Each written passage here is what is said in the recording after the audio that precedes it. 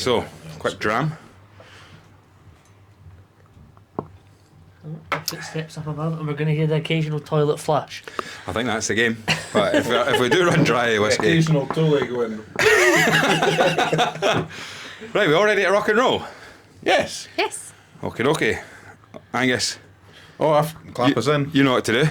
Do I need to clap us in now? Yeah, well, it's just a tradition now. I just like to say, Angus, put my mic down though. That's you know what to do. Without the solid mic. But... Welcome along to the Whisky Stories podcast with myself, Graham Colgar. We are back in the Athletic Arms, but Angus, we are not sandwiched between the gents' toilets and the bar. We're not in the snug. No, we're going down in the world. Yeah, we are. We're in the vaults underneath the Diggers. We are. We're in the. We're underneath the lavies. Well, the lavies actually. If you're watching this on our YouTube channel, the toilets are just there. The dugout where we're usually sitting is just there, and the bar is someplace up there. But aye, we're underground. Yeah, we're in. Well, the excess stock is kept. Yeah, Kev's trusted us enough to let us into his whiskey store, Ross. Clearly doesn't know you very well at all. I've actually been down here once before with one of our guests today. I can't remember why. I think we probably had a good drink in the pub, and for whatever reason, Kev said, "Come on down to the cellar," and we did, and we ended up coming back up to the bar with a few bottles. I'm looking at the gin and the vodka this evening. But right behind us we've got an amazing selection of modern bottlings, old school bottlings. Yeah. And considering Kev, we didn't drink whiskey until COVID. Yeah. It's pretty amazing some of the stuff that he's got and stuff that he's held on to. Absolutely. I mean, it was actually Saturday. I thought I'd pop in for a quick pint. I noticed actually, you were on the roll call in Edinburgh. Yeah, so I decided I'll have a quick pint, and we're getting chatting to Kev, and he was like, we were talking about the, we when we book the rooms and stuff like that, and he was asking about, why don't you come down to the whiskey store? And again, I just thought, I've never heard of it, and it was a busy enough bar, and Kev, no, come on, I'll show you. And the next thing I know, we're down here. But Angus, you pointed out in one of the first, in fact, I think it was the second episode we had with Kev, was the rumour used to be that this was the best place to get a pint of 80 shilling. Yes. And they used to think that there was tunnels from the Diggers to the brewery, which is about 100 yards along the road. Think we could find the tunnel? I don't know. I think there's a few suspicious hatches in the room next to us that might lead somewhere. A few little paving slabs that could be lifted. I don't know. Well, we are joined by a couple of guests, and one of our guests who has now had to invest in a Whisky Stories bump cap for getting himself down underground. We've got Big Cam back joining us, and we've also got Moa Reynolds, aka Swedish Whisky Girl, joining us today. How are we getting on, guys? You all right? Yeah, very good. Thanks for having us. Very welcome. Cam, how are you? Yeah, very well, thank you. Thanks for having us back in the most salubrious of locations. Can you spell that? He actually can. Starts with an S, I know that much. Well, yeah, we are. Now, this is the thing. Roll out the red carpet, right? Well, yeah, I mean, you guys, the reason we've got you here is because I'm looking at it right now in front of me. The Balmoral Guide to Scotch Whisky, Scotch. You guys have written a book. That's quite an impressive thing. Now, you'll have been at some fancy places to promote this book, Moa. You'll have been at some really nice places. You'll have been in the Balmoral Scotch bar doing little bits and bobs. Have you ever been in a whiskey vault underneath a pub? I would probably say this is the most unique place we've been to promote the book, but we've only been to 3 places so far, so you never know. Brilliant, yeah. Well, we've got drams in front of us, guys. Angus, we'll start with you. What are you drinking? I've got a bit of a favourite of the pod over the last 6 months. Glengoyne White Oak. Oh, lovely. And then I've got something fairly new release, I think, from Woodrose of Edinburgh. It's a 30-year-old Highland blend. Ooh. So it's in, bit of Dalmore apparently, bit of Clynish. So there you go. Ross, you're supporting what looks like it could be almost a mug of whiskey there. So I was going to start Just by a little saying, boy, to be that's honest. it. It's his wee hands make it look bigger. Yes, great. I actually remember you coming on the podcast the first time, Cam. I think that was called The Roast of Ross Bar. Very good. Well, I'll open myself up to some criticism here by saying, obviously, I am known as the athlete of the podcast. Yes. And I Once had athlete's foot. something like that. And I'm playing football tonight after the podcast, so I said I'd only have 1 dram. Yeah. Because I didn't want to be... I gave you boys a lot of stick in the early days of coming to a Whisky Stories podcast and having a water. Yeah. Also, drink responsibly. Of course, all the rest and of play it. football responsibly. Well, thank you. And I thought to myself, I've recently got, and this is a bit specific, and I won't go too far into it, but I recently got a Lazio top by our ex-guest Dario. Dario, yeah. And Dario Arcili from Rome. For the Dario. And I thought that a famous player of theirs, Paul Gascoigne, he was famous for liking a drink. So if I have one whiskey, Famously. maybe I'll play a bit like him, because I'll have the top on, and Kev finished the bottle. What was it? It's an Aberlour Abuna Alba. And what's the ABV in that? And it's 60.2, I think. Yeah, so I mean, a single of that probably would have been punching enough for you, but you So I've decided... got a double, and he said, and the rest of the bottle. So actually, I probably, from my 1 dram before football, I've probably got about 5.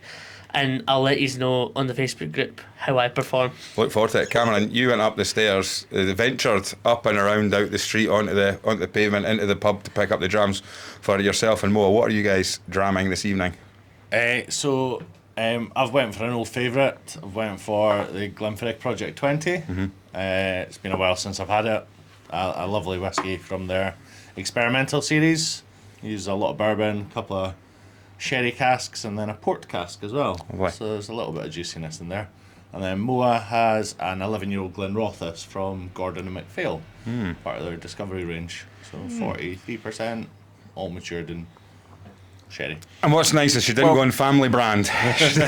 Because Cody, your husband, your current husband, is a thing on the podcast. Don't worry, we don't know something you don't know. But it must have been about a year ago. His episode came out the 14th of December, so There it you must go. have recorded about this time last year. About a year ago, yeah. Yeah, because I mean he's brand ambassador for Angus Dundee Angus Distillers. Dundee's distillers, who have the what distilleries? You are know they? them? They're, I believe in you. Glencadam, Yep. Tomintoul, Correct. and there's one other that's on. No, just Glencadam and That's Tomintoul. you. There you go.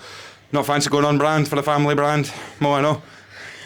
Well, I mean, I'm quite keen on any brand, so I'm not Yeah. too bad. But I feel like Cameron chose a good one Good. tonight. And I mean, it's our wedding anniversary, and Cody's away to Canada, so maybe I just shouldn't. Is it your wedding anniversary today? Yeah. Oh well, many happy congratulations. Very happy, Thank you. congratulations What- indeed.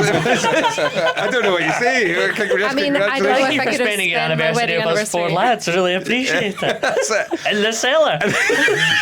What did you do at your anniversary? Met with these 4 guys underneath a pub at a dram. I'll never forget my first wedding anniversary. What for do they sure. call that? Is it the paper? What is it? Paper anniversary? Which is very... Oh, of course. Best Very, yeah. very Oh, well done. Absolutely. Well, I'm on. What a link there. Well, I should ask Graham, actually, before you continue. I saw you nipping round the corner Yes. at the Athletic Arms, which isn't something you do very often. You had a look round at the other side of the Whiskey Bridge, so you've got a couple of drams in front of you. Do you select That's something a good from... point. I do have a Blind Summit Biscuit Factory blend. Is it 11-year-old? I think it was It was a 11. 12-year-old, 12-year-old, sorry. yeah, 12-year-old 12-year-old biscuit factory blend from Blind Summit. And also thought, as I'm continuing my facade that I love peated whiskey, I've gone for the Mactala rum cask as well. Which The Fijil release. I don't know if it's the Fijil one, Okay, but something else. I remember it was Tam that brought it on. Tam Cuthbert brought it on, and it was an absolute cracker. But look, fantastic. We are in the cellar. Oh, and of course, Ross has reminded me he's waving an empty plastic sample bottle with us. I usually get excited when they're full, Ross. But and Kev's actually printed a label right now because of what I've said. I said, we've just found out something new about our favourite pub. Now, if you come to the Diggers and you have a fantastic whiskey and you say, oh, do you know, I need to share that with somebody, or I need to take a bit of that home, Kev has now given you the option. If you buy 50 CL, which is just more than a large measure here, it's 35ml, and an extra charge of 50 pence, you'll get a miniature and a label, your wee Diggers stamp, you can take your dram home. I think that's amazing. Mental. I seen this last week, and on the Scotch Malt Whisky Facebook group, 20,000 people on it, somebody saying, oh, my local pub's doing this now, and I'm going, that's my pub. Aye. It's incredible. Yeah, I mean, Kev has listened back to our anniversary episode, and he's heard about all the amazing drams that we've been fortunate enough to try, with people bringing them on, and then he's messaged me saying, I'm going to have Get to... a lot of samples here, eh? Well, he said, I'm going to have to introduce a dram tax because you are getting far too many whiskies brought in, and I'm not getting to try them, and it's my house you're in. So, but one of the things he's doing is he's letting us now, at the costly sum of an extra few quid, you're able to do a takeaway. Is this something you think you can introduce at Scotch at the Balmoral, Cam? It maybe doesn't fit our brand message. I think to you be need a- honest. If someone comes in and says, you know what, 850, is it 800, what's it for the Macallan 40? £950. And 50p to take it away. a wee plastic bottle with a printed label. No, but look, we've got Moa here. Moa, you are known as the Swedish Whisky Girl on Instagram. You're quite the influencer on that. How did it all start for you? What was it like getting into whiskey?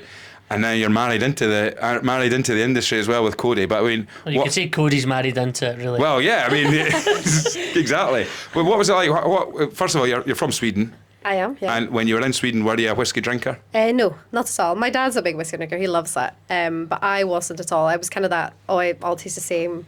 It burns. That kind of thing. And I lived in Scotland. I moved over to study professional dance. Professional dance into whiskey is a very natural path. Yeah. So in my last year, I went on this Tinder date and I met this lovely, lovely guy called Cody. All right. And he started working in the whiskey industry the day after we met. Really? So I was like, oh, he's quite cute. And he knew that I'd been doing some wine courses. So he's like, oh, you can teach me how to taste stuff. Yeah. And I can bring home samples so we can learn about it together. So that's what we did, and eventually tried a whiskey that was like, do you know what? I quite like this. And I don't want to say it was downhill from there, but maybe uphill. And then eventually, because there were so many whiskies, just started taking a photo of things, writing a bit about it, and found out that other people wanted to follow along as well. Brilliant. Can you remember what the whiskey was that had that moment where you said, oh, I actually quite like this? Do you remember what it was that you had? So it was our Big 10. Wow. Because it tasted like smoked meats and like walking in the woods like with my dad and stuff when I was younger. So I was like, oh, I can actually relate to this. Like I know this taste of something that I like. So it just converted me. Fantastic. And how long ago was that then? So that must have been in 2017. Mm-hmm. And then, I started up the social media stuff and I was like, oh, what should I call myself? The biggest struggle you have. And I'm like, oh, do you know what? I'm Swedish, I like whiskey and I'm a girl. I'll just put this for now. That's great. And now I can't leave it. And you look, I mean, I was having a look, you're over 21,500 followers on Instagram. Yeah, it's quite incredible. And that really is quite a massive journey of, from just starting out. I mean, Cody has a lot to be grateful for. but I mean, to literally to make that decision, and there's so many people, ourselves included, I suppose, is you start something and you're putting out content and people enjoy it and you build up a little community. But I say a little, we've got a lovely little community. Your community is massive. And where's that taking you then from that starting point to the cellar and the athletic arms? Where's it taking you? Even now it's gone downhill, literally. It's been a bit mental because I'd never thought about turning it into a business, and then started getting approached by brands saying, do you want to do a collaboration? And I was like, what even is a collaboration? Do I charge money for this? Do I not? And then kind of started just trying out things from there. And Was there a particular point where you thought, right, this is actually could be the day job, as it were? Because you did do it part-time for a long time. So I only went self-employed the 1st of September this What was it year. you did before? Really? So I did sales and marketing in ski travel. Oh, right, okay. So we'll probably come on to that. But last year when I was writing the book with Cameron, I was working full-time. I was doing Swedish Whisky Girl, which is probably another like 25 hours a week. I was planning a wedding and writing the book. So it was an interesting time. But Cameron has something similar, which I'm sure he'll tell you about as well. But it's just been mental, like times when people just stopped you on the street being like, are you Swedish Whisky Girl? And you're just like, yes, what do you want? Well, that was nearly me last week. Oh, okay. Because we literally passed each other. You were just coming out of the Glen Eagles townhouse and I was just going in, and obviously I thought, you just walked past me. I was coming in from the other direction, from the Maltrees Walk side, and you were just coming out and going that way. And half me thought, am I going to chase this girl down the street and go, Moa, it's Graham from the Whiskies podcast. I decided against it, which is probably better because you would have thought, who's this weird guy? I don't mind at all. It's just weird because like when it happens, you just don't know if someone's like, oh, you dropped this, or like, oh, you haven't paid for this, or like you haven't, whatever it is, like, oh, your scarf is stuck in your dress or whatever. And I'm just like a bit... Yeah, it's weird when someone goes, Swedish Whisky Girl. Because you've been so successful and built up such a following, it now does mean if you ever go to a distillery or a whiskey show, that's what you're getting all the Yeah. time, right? Yeah, it's really fun because, like you said before, it's just such a lovely community, and you know as soon as you meet people that like whiskey that you have something in common. Yeah. Yeah. So people are just really sweet, and like I was on Bruichladdich 2 weeks ago, and there was a fire alarm, so everyone ran outside in the rain, and suddenly I have a little tap on my shoulder going, "I follow you," and then we took a little selfie in the rain, and it's just. I would have never met him because he was from Australia. wow. It's just That's really really nice how So you it meet wasn't someone people. from the distillery. Sorry, you get this umbrella and you can stand over. You can stand over here. No, unfortunately not. But yeah, so you just never know where you're going to meet people. And And so- And Bruichladdich still standing, I take it. Yes. I think they said it was like a spider or something that's run over the sensor thing because it happened about 3 times that day.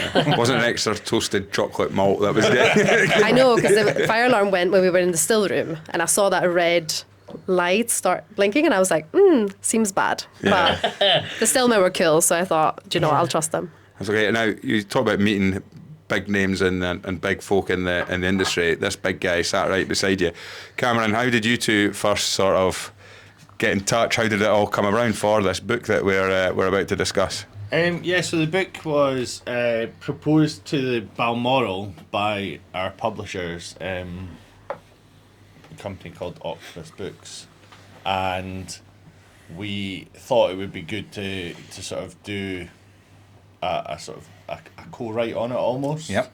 I'm the first person to admit that I do not come from a writing background. Okay.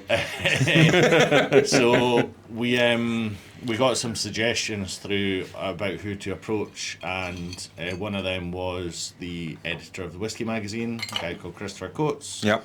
who suggested that Moa would be a really good fit for that. And Brilliant. as soon as I heard that was a possibility, I was very, very, very excited about it. And did you guys know each other beforehand? Had you met? Yeah, we've known. I would say we've known of each other. Yeah. Certainly been at the same events and stuff, and said hi, had a dram, things like that. But I wouldn't say we weren't super close beforehand. I possibly know your husband a little bit better, running a bar, and Yeah. Cody being a brand ambassador. So And when it comes to collaborating and putting a book together, then, like Moa was just saying that at the same time of having to organise a wedding, which was a year ago today, and you forget, you see a book coming out and you just think, oh, that's brilliant, but you don't really fully appreciate just how much work goes into it. So how long really has it been from start to finish, has it been for you guys to be working on that? probably about 18 months. Yeah. I would say. Sort of start to fit, like absolute first meeting that we had in the Balmoral to getting a hard copy in our hands, kind of thing. So Brilliant. yeah, the writing process was maybe 4 or 5 months, I would say. And you were pretty busy at the time. Yeah. Like talk to people that don't know. I mean, yeah. So Moa was doing 2 jobs and planning your wedding to your current husband, and Cam, you were having a baby and buying a house. Yeah, so I met and managing Scotch at the Balmoral. I met my current partner as well. Had a baby. I didn't have the baby, obviously. But it's just the stuff. As a new father myself, I can say, there's a lot of work involved. Yeah, but it's not. And yeah, we were buying a house as well, so quite a turbulent time in the Ewan Wilson household as well. And the book's kind of split up. I'm very lucky. I was one of your launch events at the Balmoral, and I don't want to take credit for everything, but I was also at the very early meetings for this book when I was at Scotch at the Balmoral. Did you use Ross Do as you get a credit in the book? Ross? No, Hang on a I second. didn't actually. But Cameron gives me a good fee, so it's actually okay. But yeah, for the meetings that Cameron was maybe slightly late for, I would generally be there too early. Aye. And they said Moa Reynolds. I go, So I actually wouldn't have said Mona Reynolds. So it would have said your previous name, Carlson or something. Nielsen. Well, I tell you what, right? Nielsen Carlson. Because you taught me a rule about, and this is something that we can just go off on, and a rule about we can actually all work out our Swedish names. Oh yeah. Go and remind me, because this is actually, I think for Scottish names this is good, because I actually sound very Scottish still. Yeah, so in Sweden there's a lot of my dad isn't called Nils, but we were Nilsson because my granddad's dad was Nils. Okay. So for you, your dad would be, Robert. so you'd be Robertson. Robertson. Son of So it works well. Yeah, because I think we've done that. I think we did this years ago, I guess, where it was like pick your Viking name. Exactly. Yeah. And it was like you could pick, and it was basically, because if I'm right in saying that, this is where in smaller countries in that sort of area like Iceland traditionally, because they also have problems with when you go and like when you meet people. And it's such a small population in Iceland, and if you can't suddenly say in Scotland, you can. Well, we've had it where the Thompsons, we've had Alex Thompson and Finn Thompson at an event, and they'd say, "Oh, I'm Finn Thompson, I'm Alex Thompson," and then guess what? They find a family connection someplace. Two Thompsons from Persia. Yeah. That's a lot harder we than must five. be related. There's a load of another Aberdonian as well. Cameron, yeah. But so it's over there. But And so, sorry, what I was meaning to say is, and so the book is kind of split up between you. So you've got, Cameron, you've done these whiskey profiles, 100 whiskey profiles? Yeah, picked the 100 whiskies that I was sort of most excited about in the bar at the time of writing. Tried to... It's a weird one, right? Because Scotch carries a lot of independent bottlings, but it's the easiest way to date a book is by putting in 50 independent bottlings. Single caps that won't exist ever again. yeah, You you're might right. have, like, for some of the bottles we got lasted 2 weeks, 3 Yeah. weeks, you know? And then it's gone. So, and most of them are core releases. There's maybe 4 or 5 different indie bottlings at the end. That really were complete standouts and couldn't not be included, kind of thing. What's an example of one of them? Douglas Lang's Canvas 40-year-old. Yeah, good one. Solid. So Right. good. Well, I guess what I'm doing, I'm going to get you to do one thing, right? Close Okay. your eyes, flick to a page, and read the first couple of sentences for us. We'll try and work out, see who can hit the button first. Who wrote that section? So, well, I'll read the comments about a whiskey and let's see if we can get it. So it says, seeing an old Highland whiskey presented like this is a real treat. The floral smoke element is help if I can read. The floral smoke element is a nod to a style of whiskey that very few distilleries produce now. It is full and elegant with sweet tropical fruit flavours derived from a single refill hogshead cask. Does it say who actually... Oh, well, it's a whiskey profile. Yeah, that's what I'm saying. It's someone's. So all of the whiskey profiles are done by Cam. That's I did the bottles. So you did the bottle. So that Moa did the actual distillery yeah. profile. So that's on a bottling profile. So Yeah. so just for listeners, Graham obviously missed that. So that wasn't ChatGPT. No.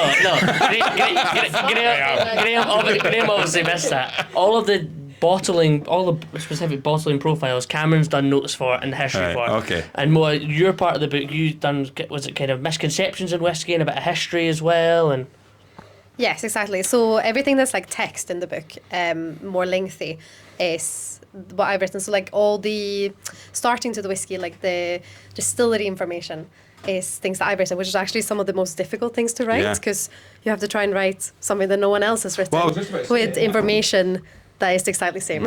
So do you have to put? I take it it'll be your spin on that distillery. What you think's and important from the history I'm assuming as well you'll have visited the distillery to get that essence of it. Not really. It's mostly just sitting at home doing the research. Right. Sometimes contacting distilleries to confirm facts, but also because I basically had between October and New Year's to write it.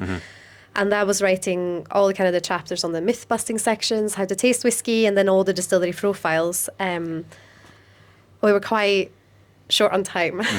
So a lot of it was trying to keep the distillery profiles quite similar, so like similar information, but then, distilleries, some of them were like started, burnt down, started, burnt down, new owners, and now it's great. So give us a myth from the myth busting section. Can you remember any myths that? I mean, there's quite a few myths that are fairly obvious. Yes. But then actually give us an obvious one, and then give us a non-obvious one that you might. Well, I think to you guys it probably is a lot of obvious ones, but I think there's so many misconceptions with whiskey. So like, is darker whiskey better? Yeah. What do you think? a year ago, Graham would have said yes. Well, as a former sherry tart. Yeah, okay. But yeah, it's true. And there is actually some markets now, like the Far East market, is known for having an attraction to darker presented whiskies. And there's still colouring put in whiskey. Well, this is it. It's one of the I mean, we talk about the kind of core ingredients, what has, can go into Scotch whisky. One of them is that, I can't remember what it is, like E150 or something, the caramel colouring, and that is one of the permitted ingredients. And obviously a lot of whiskey that does go into particularly. And our audience will probably all know about artificial colouring, but it's a very good point. There's probably 90% of the whiskey drinking audience that aren't aware that their whiskey has artificial colouring on it potentially. Exactly, and I think a big thing in the whiskey community, like a lot of people that know whiskey through and through, like they know what E150 is, they know what chill filtration is, they know different like strengths, cask strengths, batch strength, watered down and all of that. But there's such a big percentage of people that buy the whiskey and keep the whiskey industry going. That don't know that. And I also think they are super entitled to drink whatever they want, because they might have had the same bottle at home for 10 years and that's just what they want to drink. So you should be able to do that. But it's always nice, I think, with this book, because it's quite approachable by people that maybe know nothing about whiskey, just to tell them about things in quite a friendly and informative manner. It sounds like basically we've got two people who have their biggest passions are Scotch whisky, both of you, or world whisky maybe for you, Moa. But this is also a book that is available for people that are maybe still just dipping their toe into whiskey as well. It's it says the Balmoral's Guide to Scotch Whisky or Scottish Whisky, which is our ethos in the bar is completely echoed in that book. So it looks really flash. It's a beautifully presented book, so much as the bar is a beautifully presented bar. But once you get past that front cover, it's super approachable, super digestible, and it can just be used as like a little reference guide even. You know? It goes back to the podcast that you were on, Graham, talking about people even thinking about that bar, Scotch, and people's kind of nervousness about walking through that lobby into that bar in this historic hotel, but then sitting down and basically again, you're going to be treated the same as everybody else. You're going to be given the same opportunity as anybody else to learn from it. So if you've never bought a whiskey book before because you think, well, I drink a whiskey, but this is probably a great whiskey book to get yourself, and then go, okay, I'm not going to not understand what I'm reading. You're able to get the basics of history as well as personalised opinions, which is also nice for a book to have as well. Absolutely. I mean, I'm not a big reader. I won't sit and read novels or books or anything like that, but what I do have is, and it's more and more books like this one, whiskey books in particular, over the last year or so. I'm right in saying probably this isn't a sort of page turner. It's not something that someone's going to sit and take it on their holidays and read a good book like you would do with maybe a novel or something, or an autobiography. But as reference points, these are great, and you can. And sometimes you do find yourself. I've got quite a few of these types of books in the house with different opinions and different flavours and the history of the distilleries, and I'll maybe just pick it up and flick through, stop, and then you'll read, and then you maybe see, the next distillery is that one, and you just read on and stuff like that. What did we do earlier this year, Graham? I mentioned to you about Scotch Whisky Yearbook, and how that was, Cameron gifted me that when I was 19. It's like, okay, if you want to cut your teeth in whiskey, the more time you give to this book, the more you'll get out of it. And this year, when we're doing our Snippet, Siffet, Scorets, 60-second whiskey reviews, you've got so much out of just using that book just beforehand, blah, blah, blah. I gave you a lot of criticism actually for studying beforehand. Yeah, you did.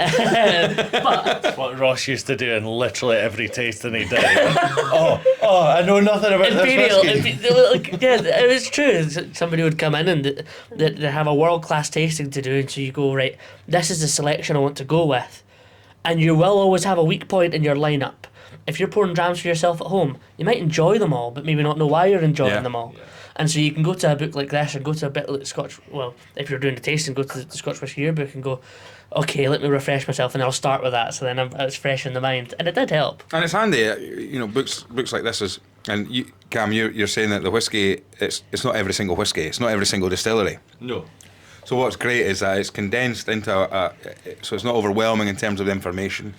I suppose what that also allows you to do is, for Moa's point of view as well, you look at the yearbook, as we've talked about, and everything has to be condensed into one page in that, because you've got to try and cover every single distillery and put as much, so you're limited to how much information you could put on there. Whereas for yourselves, what was that like then, curating the whiskey? Was that one of the first stages where you had to decide, these are the whiskies I'm going to do, or was that part of the journey? You added whiskies and you took them off. Yeah, that question got asked at both of our other sort of launch events, if you will, and I hadn't ever thought about it before. I picked 100 whiskies and then didn't change a thing. Really? Yeah. So I picked them like consciously, knowing that, as I've mentioned, most of them would be sort of continually released, if you will, and picked them with a little bit of consideration as to some super high end, kind of for most people quite unachievable, if you will. Yeah. But that reflects again back to the bar. Yeah, of course. We carry some ridiculously expensive whiskies, but also a lot of that mid-range and some entry-level whiskies in there as well, just to kind of break up that. How many Glenfiddichs did you get to squeeze in there? I almost had a Glenfiddich tonight because I thought Cam's on the pod. I should have. I'm glad that Moa's sitting between us because I feel safe. Firstly, I know where you live. How many out of your 100 profiles? How many Glenfiddichs did you squeeze in there? Secondly, there is no distillery that is more than 3 expressions. That must have hurt. And Yes. there are a few that have 3. Yes. Was it hard getting it down to 3? Of course it was. And here's the thing: you're an author. But It's I do your have- book. I get it. I do have 3 Glenfiddichs that I like more than other ones. You went for the 12, the 18, and the 21 or 23. I'd guess. 2 of them are correct. The 12 and the 21. Correct, yeah. Oh, and then you went for something really fancy, something that only you've tried. No. Could it be the dram you're having tonight? No, it's not. okay. No, it's not actually. I'll take 2 out of 3. Yeah. Glenfiddich 30 is in there as well. Of course, not something bad. fancy. Yeah. Moa, did you have any input on the whiskies that were going in, or did you leave this solely to Cam? No, so I didn't have an input, and which was quite nice because I felt like I had enough to do Yeah. with Yeah. the chapters I was writing. But it was nice from the start to have that kind of split. I knew exactly what I needed to do, and then Cameron had his job as well. So it was like we could just work away without having to bother each other too Yeah. much because Yeah. I feel like we were both so busy that just made it so much easier. Was there not a moment when he's picked a distillery that's been written about so many times, and you're thinking, can I not I have just to do a ask him distillery profile for to this. maybe just pick a more unique distillery because I need to get this finished so I can get it sent away? I actually didn't feel so much about writing it, but it was really tricky to source photos for some Yeah. of them. Okay. Like some mothball distilleries, for example, like Cambus, not the easiest. But yeah, it's just some teams like reaching out to PR or brand teams, they were really good. They just got back to me with everything straight away. And some people just didn't get back at all. So that was a bit of a challenge, but that obviously didn't really have much to do with the selection of whiskies, just the way we could approach them. But I think it all worked out in the end because I think we still have 100 whiskies in Yeah. Yeah. there. Yeah. Was there anything you learnt about a distillery that you perhaps weren't expecting or surprised you? Was there anything, maybe a fact about a particular distillery that kind of amazed you? I'm sure there was, but I cannot remember. Yeah, I put you on Do the you, spot do you a bit have to there. get? Do you have to get approval before you put something into print? What we know is that there's so many myths, legends, stories within the whiskey industry that are great stories and stories that we love to hear and love to talk about. But at the same time, when you're part of a bigger brand, distilleries have to be very careful about what they push out. There's loads of great stories about illicit distilling, and they're romanticised now. You go back to the Glenlivet story with James Smith, George Smith, sorry, yeah, who had to buy the two guns, the 2 pistols and what have you. And you think to yourself, that's romanticised. They've brought out releases about that and things. But at the same time, if you live in a world where, for your own safety, you feel like you've got Sleeping with to... 2 flintlock pistols. Yeah, and you've got to... You look at and there'll be loads and loads of stories from distilleries that we've heard that are kind of, we all know that's a bit true, nod, nod, wink, wink. But they would be very protective about how that's put in print, if it's allowed to be put in print, or how it portrays their distillery. So was that something that you had to sort of look at as well? I was looking a bit at like how I wrote things, but the distilleries didn't approve any texts at all. Okay. So But we obviously had proofreaders and everything along the way. But I made sure to all the facts that I was writing, I kind of double, triple checked as much as I possibly could. And then if there was things that are maybe a little bit less facts and there's a little bit more stories, you can always get around with it saying like, it is believed that, or allegedly. The distillery explains this like this. And I think that's just slightly the charm of the, like, because they're factories. And I don't know how much you can romanticize a factory, but you kind of have to, because it kind of belongs to the whiskey world. Because I don't know if people would be like, oh, look at Glenlivet, they're a factory that makes whiskey. It's not as romantic as, oh, look at the story of George Smith, and he was in the hills and hiding from these guys, and they had the pistols. And it kind of have just marketed itself like that now. And obviously you can take a lot of things with a pinch of salt, but some things, I feel like for myself, I just go with the flow a little And the bit. Scots are good at coming up with stories that you have to take with a pinch of salt as well. It's true. Well, that's it. I think what's a great one. I mean, I think this.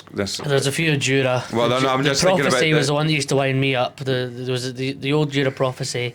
I like you, White Mackay. I've kind of dug into White Mackay a few times in this podcast, probably unfairly. I'm a big fan of Fettercairn, but Jura had the prophecy, the heavily peated. One of 4 of their brands. I'm a big fan of 1 of 4 of their brands. I think. And I'm going to slaughter one of them anyway. I'd also like to say that Tamnaville are bringing out some exceptionally valued whiskies.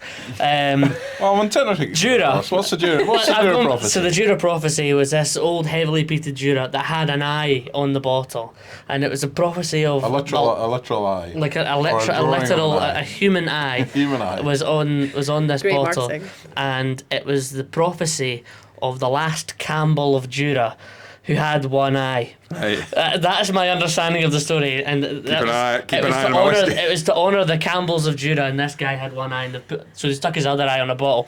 Well, as a man who's married to an I think American, we found it. as a man who's married to American, I mean, the old. I can't Oh, remember. she'd love it. I can't remember the full joke entirely, so I don't want to butcher it too much. But there's a story of the Scotsman having a chat with the American, and they're arguing over who's got the best country in the world. And the American's saying, only in America could you turn like 10,000 acres of swampland, put 100 million tons of concrete and steel on it, and turn it into Disney World, and bring hundreds of millions of people to America every single year. And the Scotsman, that's very good. One of our boys just stood at the side of a walk and went, "Is that Nessie?" We definitely. There's tongue-in-cheek stories of Scotch whisky as well. I feel like all these stories just come from someone telling them in the pub, and people went, 100%. aye, that's right, let's go with that. And so my next question with this book is, of course, it's called Scotch because of Scotch at the Balmoral. Now, I would say that Scotch is something that we all share a common interest in, but actually, Moa, I'm totally intimidated by your knowledge of world whisky. How was it doing a book on Scotch whisky? You've been in Scotland for a long time now, but actually your knowledge of course, Swedish whisky, you'd probably be the leading authority on that, but general world whisky is massive as well. So is this quite different, just working with Scotch? I would say most of the work I do is with Scotch, so Yeah. it felt quite nice to narrow it down to Scotch, because there's so much here anyways. Scotch whisky you're talking about, not just Scotch the bar. Yeah. You're talking about, Scotch whiskey, yeah. I think it's a really interesting topic that there's so many whiskies worldwide now, and I would say no means I know a lot about it, but I am really curious, so I feel like I've just found myself really interested in particularly Nordic whiskies because I'm a little bit biased. But I think it's something nice in narrowing it down to Scottish whiskies, because they all have like a red thread of being from Scotland, and obviously in Scotland whiskey's so entwined with kind of the culture and the history, so it made sense. I think we would have had to maybe double it if we were going to do world whiskies as well, and I think that would have made Cameron's job even harder as well. So yeah. Which part of Sweden are you from? I'm from a place called Dalarna. Okay. Do you know Sweden well? I mean, actually, I don't, but I visited You have a place. been to Sweden? I visited a place called Falkenberg. Oh yeah. Is that anywhere near? Not really, but like I'm about 3.5 hours northwest of Stockholm. Right, But I went okay. to school in Stockholm my last 3 years, so Okay. my parents are kind of close to there now. Yeah, because I mean, one thing I picked up on very quickly when I arrived in Sweden as a young man, they're not big drinkers. Well, they weren't. I mean, Where were you? Well, Falkenberg. Well, I mean, we arrived, and apparently, the story goes that a well-renowned journalist for was it the National Geographic or something like that, was travelling through Sweden doing some sort of piece and stopped in Falkenberg very briefly, and he stopped for a coffee.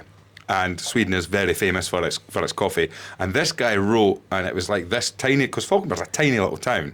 He wrote that this is the best coffee he has ever tried, and had it something to do with, he would argue with anyone this is the best coffee in the world.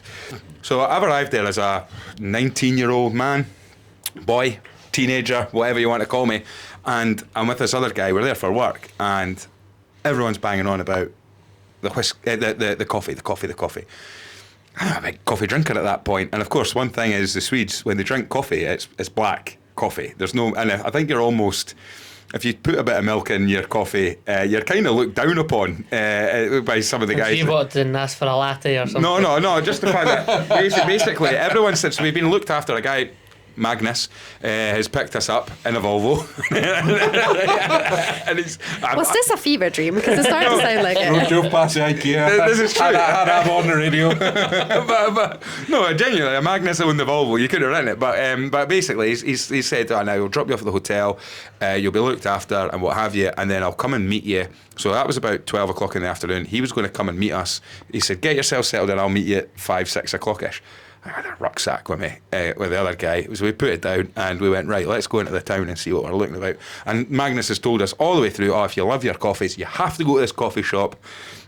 So we're standing in the queue, myself and a guy called Gary, who was maybe 25, 26, and we were standing there, and he said, "We better get a coffee." And he went, "Mind you, they've got this local lager on tap." So we said, "Hang the coffees, we'll get a cup." And I have to say, it was probably, I'm not a big lager drinker, but it was an absolute cracker. The Falkenberg Brewery, which I think had just been bought by Carlsberg, and Magnus ended up picking us up, thinking that we would have enjoyed a walk through the town and enjoying some nice coffee and taking in this. We were steaming. So it sounds to me that it's not that the Swedes maybe aren't big drinkers. Maybe they. It's a Tuesday afternoon. Differently. That's the thing. I was going to ask. Normal.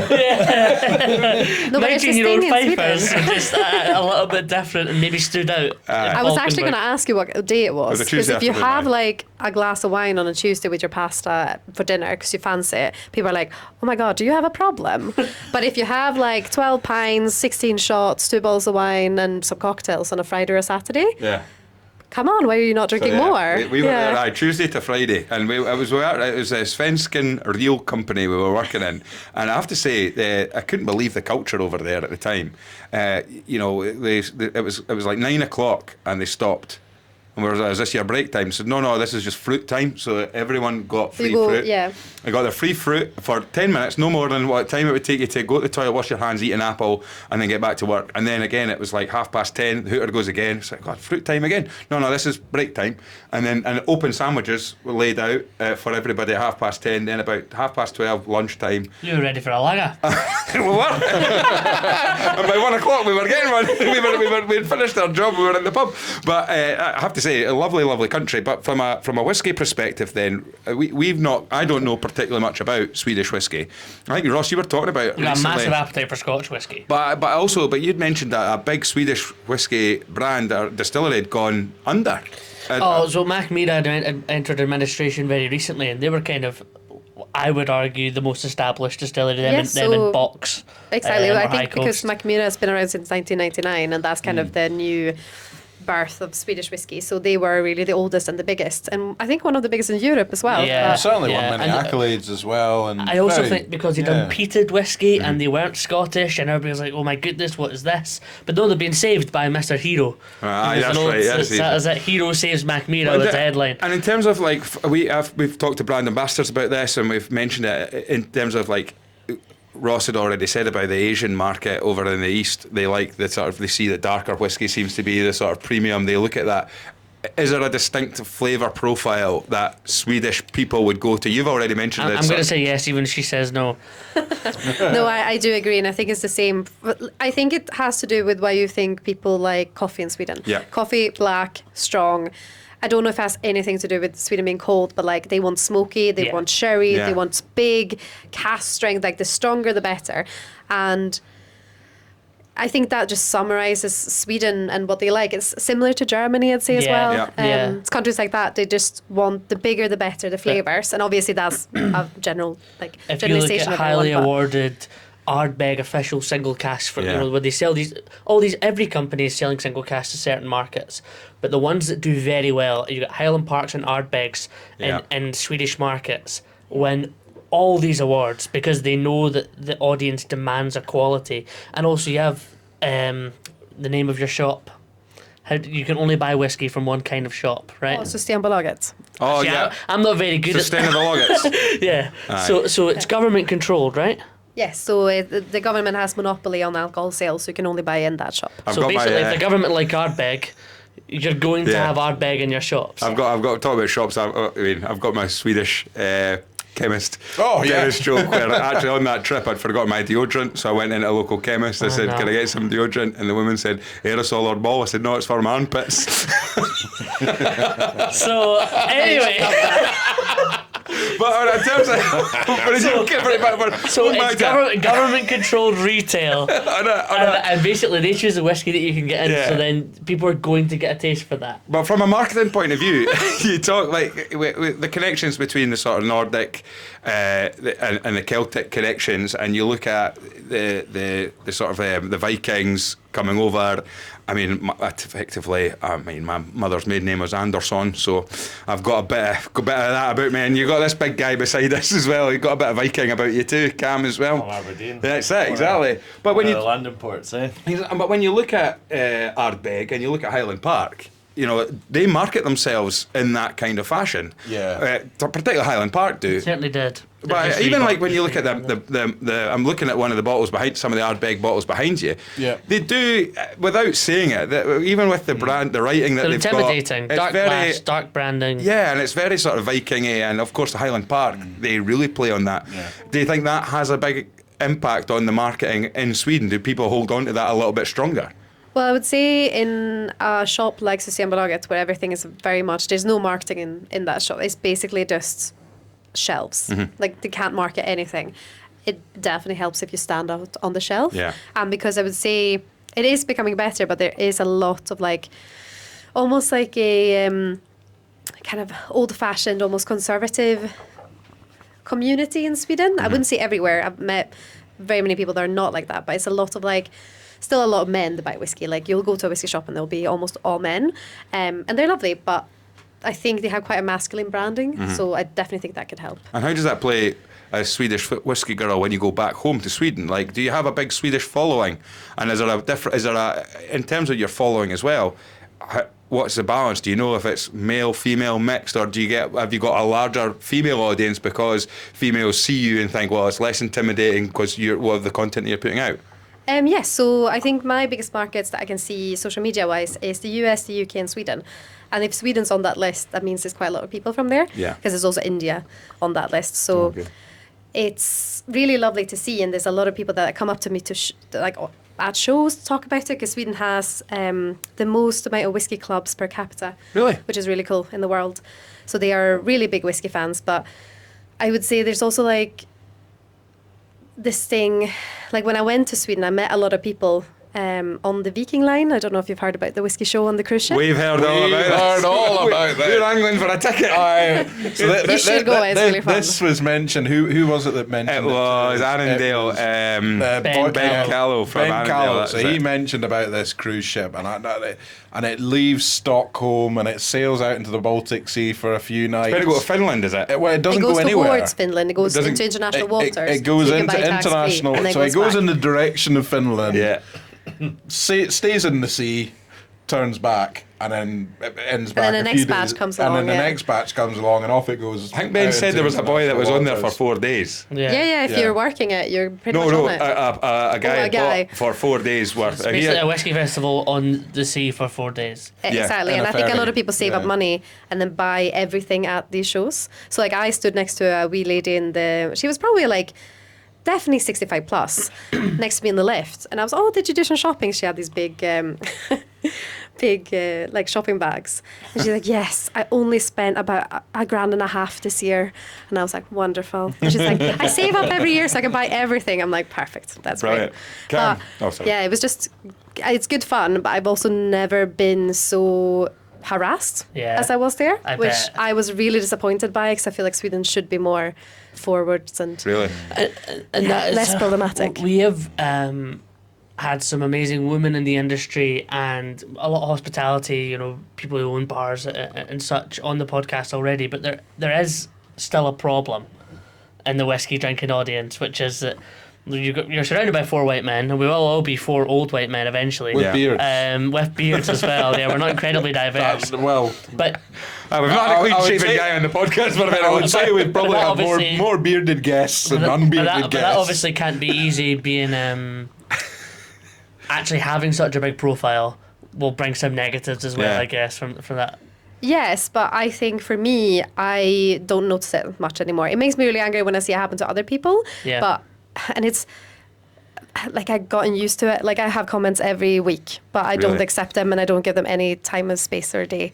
And they just want attention. So I'm not going to give it to them. But what I'm Yeah. trying to do is do something kind of positive, be really friendly and open to everyone, because I would hate for it to happen to someone who maybe hasn't been in the industry as long or doesn't feel as confident in it. And won't be used to it, and it'll really set them off track, or maybe not make them pursue it. Exactly. And I think it's getting so much better, but it is still an issue and you see it a lot. So I think everyone can just help make it better. But Yeah. the community is so lovely. It's such a small percentage, but we just wish you could make it change overnight. And so something on Swedish whiskey just to finish, because I think this would be interesting, because we all know Macmira and High Coast.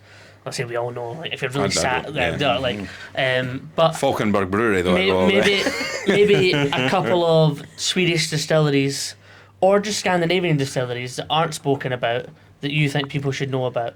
So the first one that comes to mind is a Swedish one called Agitator, or Agitator, I guess in Oh yeah, English. yeah. That's it. Um, There you go. I wouldn't have got it from the Swedish pronunciation, because they play around with oak types and everything, right? Yeah, they do a lot of fun things. They've just done a chestnut I've had- aged yeah. rum. And I suppose this is that's the made in benefit Sweden as well. of not being a Scotch whisky distillery. You can play around with. Yeah. Exactly, like there's Different birch wood types, birch sap yeah. wine casks, lingonberry Yeah. wine casks, but I think Agitator or Agitator is one to look out for. They vacuum distill and they do a lot of funky stuff.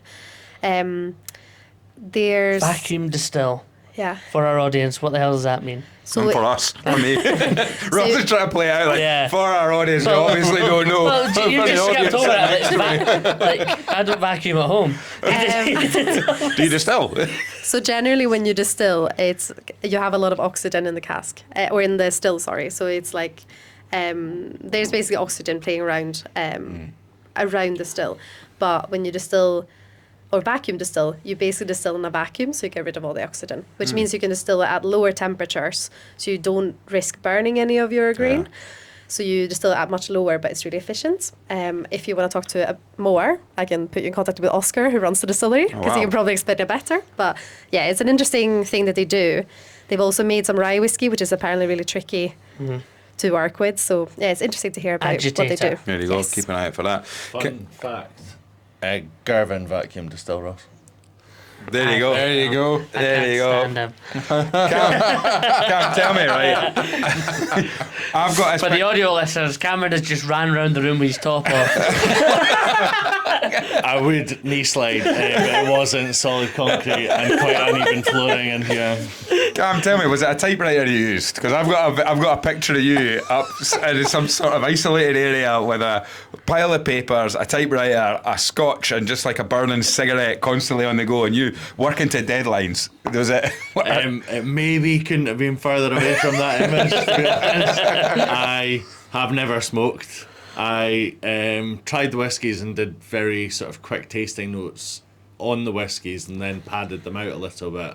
But I did most of the work on my iPad, actually. Right, really? With towards the latter, with a 3 to 4 month crawling about my feet, Really? which was an interesting conundrum. Yeah. Help you. And certainly hinder you as well. Yes. I mean, my first experience of a baby. Yeah. And your first experience of being an author. Yes. but you just want to never take your eyes off them. No, I and can you'll imagine. know yourself. Yeah. You know, it's like, what are they doing now? Yeah, no, absolutely. I know, but like the writing process is fascinating. It's something I've always been quite interested in and looking at it and trying to understand the different processes that people have. You've got to work to deadlines. Yeah. And you've got to get I wasn't very good at that. No, well, that's what I was wondering. Is And Cameron was writing tasting notes and stuff as well, so it's obviously a different writing process. And sometimes, like you'd sit down to write some days and you would just not be in the mood at all. Yeah. You'd go through, I'm not sure if it was the same for you, you'd go through the ritual, maybe make yourself a nice strong cafetiere of coffee, you know, and I sat in my dining room a lot, because it's nice and bright and open. I've got a sturdy table in there. Open up the iPad, load up the document that you're working on, and just be like, I can't be arsed with this today. Yeah. You know, and just close it and go, you know, Lauren, do you want to go out for a walk or whatever, you know? Well, presumably you had to try every whiskey you've written in this book again. Maybe not again. Maybe not again. But yeah. But I mean, was there ever a day where you're like, oh, got 15 to do? Then the 15th one, who cares? This is great. maybe a slightly better question that wouldn't incriminate you to your employers. They commissioned the book. Yeah. So Was there any drams that you revisited to do a whiskey bottling profile that you were surprised by? yeah, there was quite a few, to be honest. Yeah, there's not. Like you thought, okay, I need to include X distillery. Yeah. Even though you've not revisited in a while, and you went, oh my goodness. Yeah. We spoke earlier about Bruichladdich, and I'll be the first to put my hands up and say it's absolutely not my favourite distillery. I don't really like any of it, to be honest. But Not even Port Charlotte. I thought you were okay for Port Nah. Charlotte. No, okay. but there's a black art in there. Yeah. And I tried that, and I was like, that is genuinely excellent. And you're not whiskey. normally a sherry fan either. No. Until Macallan. Yeah, well, money talks, right? No, Macallan has a really sort of special place in my heart. Love you, Macallan. It was my grandfather's favourite whiskey. Yeah. And yeah, he used to have a grouse on his shelf at the week for the week, and then he'd treat himself to a wee malt at the weekend, and it was one of the first whiskey bottles I remember seeing when I was much younger, and saw those big broad shoulders and thought, I want to be that bottle. So I grew to 6'4" and developed really broad shoulders as well, you know. All our Swedish listeners going, this guy had a problem, a midweek bottle and a weekend bottle. But just the writing process, did you have to... I'm trying to remember the name. There was an author, right? I think someone just flushed the toilet behind me. That's just a wine dispenser filling up that glass we've got. There was an author who was a raving alcoholic, but was only an alcoholic during their writing process. Yeah, okay. And was dry whenever they weren't writing. And Was it the guy who wrote Factotum and I forget his name, Charles Bukowski? He was a mad alcoholic, but it might have just been when he was Robbie Burns. Well, but there's a story. I heard a story that this guy, when he was writing, would rent a cottage in the middle of nowhere, and I like to think it was the north of Scotland, right in the Highlands, middle of nowhere, in a tiny little town, and there was like a 2-mile distance between the cottage and the local town, and the town basically had a shop which had a post office, and next door to the shop there was a pub, and what this guy would do was he would drive to the pub, right, and be there for the opening and be literally carried out and then have to get a ride home or whatever it was. But before he left the pub, whilst he was there, he would write himself a letter, right? And then post it in the letterbox outside the pub. And then a day later, the postie would come to deliver the letter and say, can I get a ride back into town and get taken back to the post office? But I find it fascinating. Do you keep notes of whiskies that are you a note keeper? So if you're trying whiskies and you think, I want to log that or anything like that, is that something that you do? Sometimes when I'm out and I'm on my own, I will. It's not often that I have the luxury of time to be out and, you know, sit in a pub or sit in a bar and just have a few glasses of whiskey and kind of forget about the world. But if I am doing that, I do sometimes put a wee note on my phone. Or Right. whatever, And you always do it just- socially, Cam. Like when you've been out drinking drams, normally you're with one of your pals or colleagues or somebody Yeah. from the industry. So, because it's one of those things, and I think everybody that's listening at home will agree, drinking whiskey by yourself is absolutely no fun. But you drink whiskey, and you can. Sometimes you can enjoy it. Oh, I don't know. I about disagree. that, Ross. I think you can have. I'm gonna disagree with Well, you. let me I'll finish my disagree point, too. Angus. Go. I think you can. Sacked. Go that. I think you can enjoy. I think you can enjoy whiskey by yourself. I think you can think Yeah. that there's a really good whiskey and you can't wait to pour it for yourself by yourself. But I think to actually have fun, Oh, aye. you go out and you drink whiskey with friends and you swap drams and you compare it. Yeah, yeah. That's my argument. get that, I get 100%. that. That's why I Yeah, don't. it's that sort of old cliche that whiskey is an incredible, or alcohol in general, I guess, but it's a great social lubricant. Yeah. You know, Yeah. it's just it allows that conversation to pick up, whether that's about the things that you're drinking or whether that's about something else. Yeah. And you're completely right. Like when I'm out, and Moa, you're probably the same, to be honest. It's mostly with friends, and you almost switch off to what you're drinking a lot Yeah. of the time. Yeah. You're more focused on The conversation. having a good time. Whereas writing the book, it was almost the opposite. It was going into hyper focus on the Yeah. drams, which was really rewarding. 'Cause And sometimes quite refreshing yeah. for revisiting new drams. Because I'm super proud of how it's turned out and things. But then you need words to describe it. Yeah. Words to describe it, and it's also like, you can't do a lot of drams in the same setting before Yeah. you're just like, Just tastes like whiskey. well, palate fatigued, Yeah. but also just mentally flushed as Yeah. well. And you're like, right, 'Cause- that's great, Because but I've had a dram the last 2 Fridays, which is rare for me, and I've done it because of this. We've got this great Facebook group when everybody puts their dram roll call, and it is the last 2 Fridays. I've thought, oh, do you know what? I'll pour myself a whiskey, and I've revisited bottles that I haven't maybe had for months because again, I don't drink whiskey Yeah. at home, and so I pour a couple of drams, and I have really enjoyed them. But my wife doesn't drink whiskey, and so if I'm sitting there and having a whiskey by myself. And that's maybe my issue. I need to talk about it. That's your issue. Ross's texts pick up drastically. I will on say, Friday night. Cameron and I had a great conversation on Friday night because we were both like, I don't know where my wife was.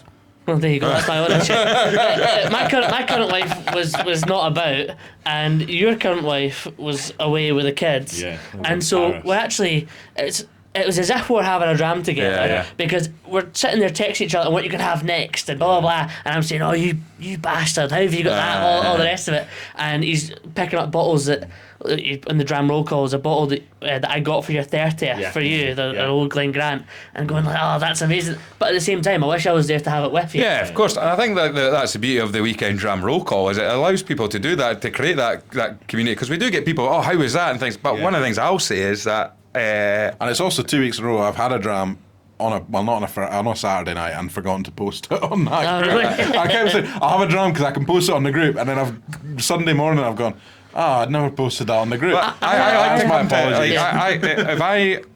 apologies. I'm very fortunate. I'm 850 metres from door to door from this fine establishment.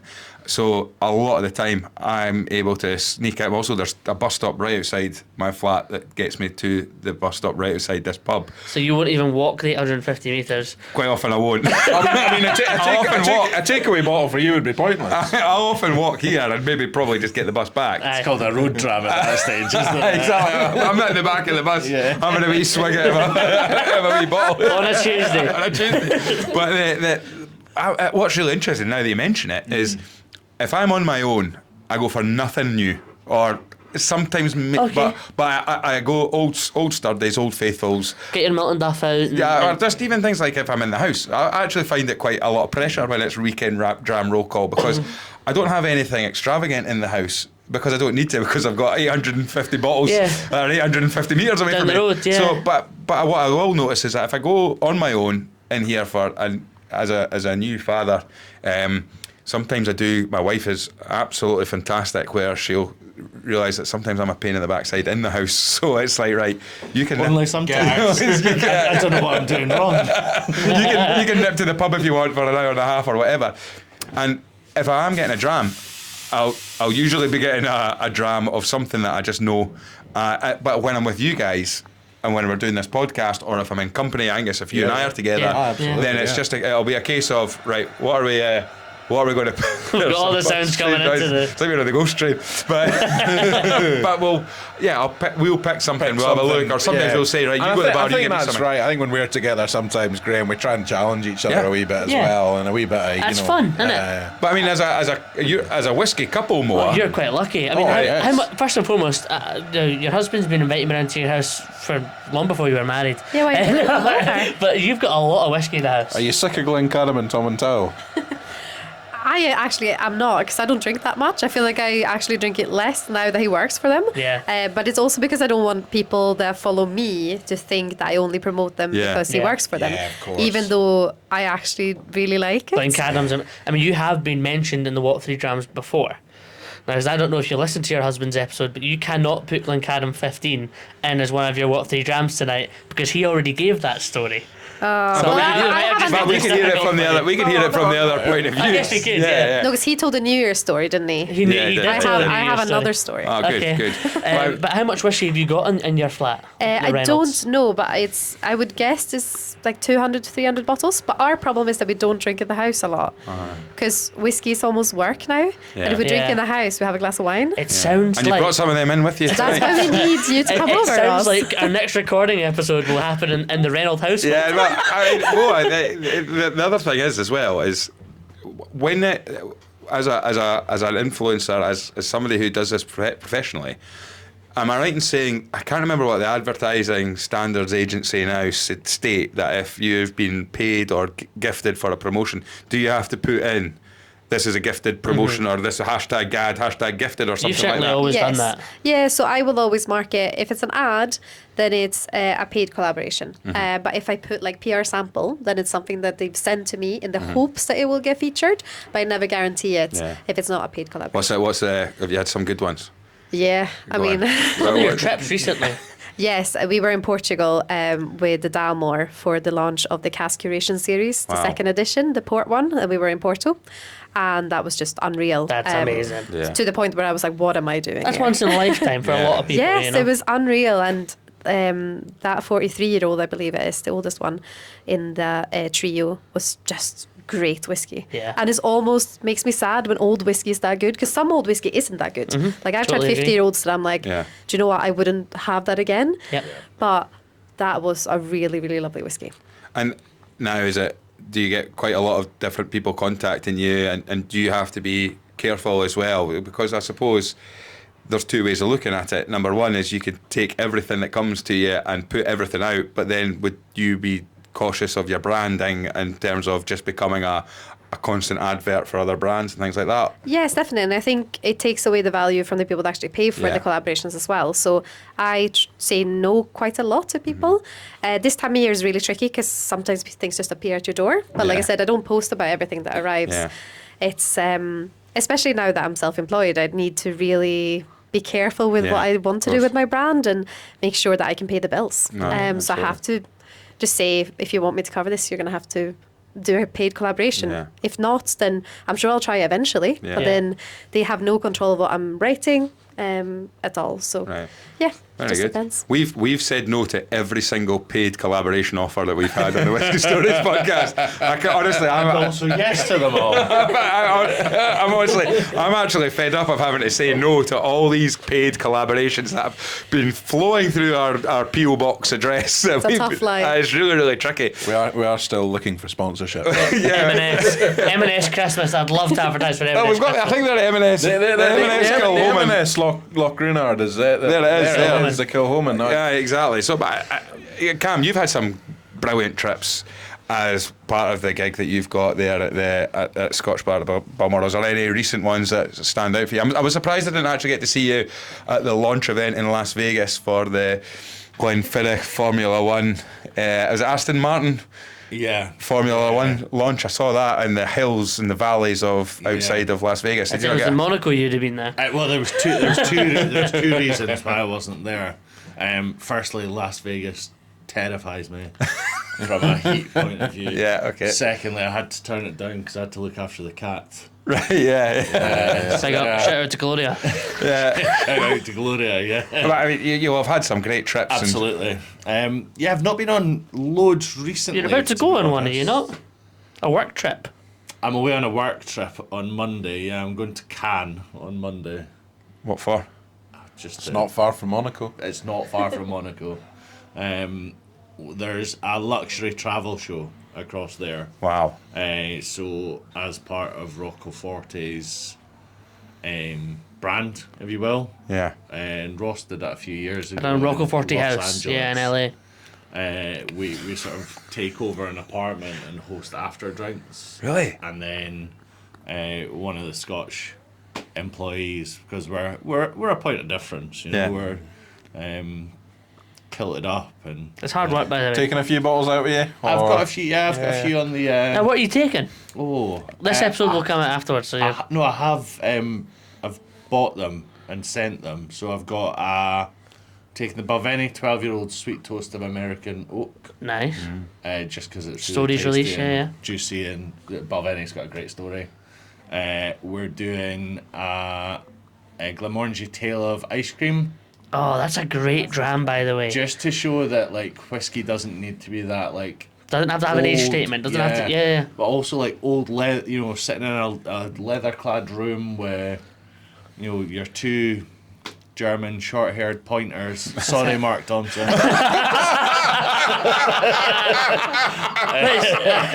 I mean, you only realised halfway through that how specifically you were calling about it. and your humidor full of really fancy cigars. That's it. But yeah, just to show that, yeah, that's a picture of me and Mark. Yeah, my dad and granddad. Get a wee photo of that for the Instagram. But yeah, just to show that it doesn't need to be that really sort of old school image of Scotch. It can be that like fun, fresh, like Brandon's, you know, great on it. Yeah. We're doing a Balmoral 14, one of the new GTRs, which is finished in Bordeaux casks. Cool looking bottle.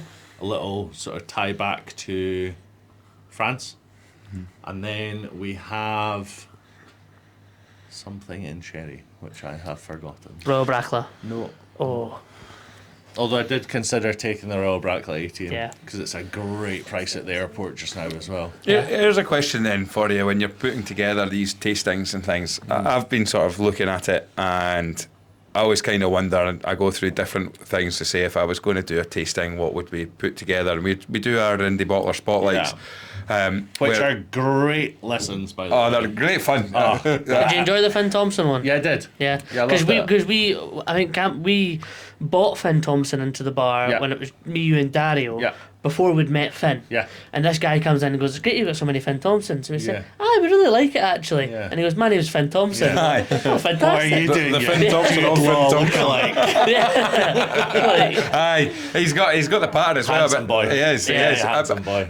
shouldn't be in the whiskey game. It's not We fun. do it. Similar to Alex. Very generous. But shout out to Alex. Shout out to Alex about a great podcast he was. So. I look I'm at sure, it I'm and sure I think, there is a boy called Glenn Murray somewhere. I'm an Ali Baxter man. It's one of those things, you know. I'm looking at it and I'm saying we're still trying to work out. I don't think we're going to do an indie bottler spotlight in December. But what I do think we are going to do is do a sort of live tasting event where we'll have probably highlights of the year brought in and stuff like that. So when I'm looking and I think to myself, if I was to do tasting, what would I do? And I've been doing a few of these tastings. I've gone to a few tastings and I work out the price points and wherever and what have you. But I always wonder about, do people, and I don't know whether it's just a Fifer in me, and I was speaking to an Aberdonian as well, do you feel a pressure where you think, I can stick that dram in that lineup just because it's good and not have to worry that someone would go, I can't believe we've paid all this money and you're only pulling out a 50 quid bottle? No, I think the value isn't just in the drams that you're putting in the glass. It's in the presentation, right? It's in the presentation. It's entertainment at the end of the day. There's very, very little free entertainment in the world now. That you can have somebody entertain you in whatever capacity that is. Yeah. Podcast. And that Yeah, costs Whiskey you Stories extra. podcast. And I would say it's a really good question when you look at different markets. It's something I've been doing this year and we'll be doing a lot of next year, which is going to Scottish whisky festivals and then international whisky festivals.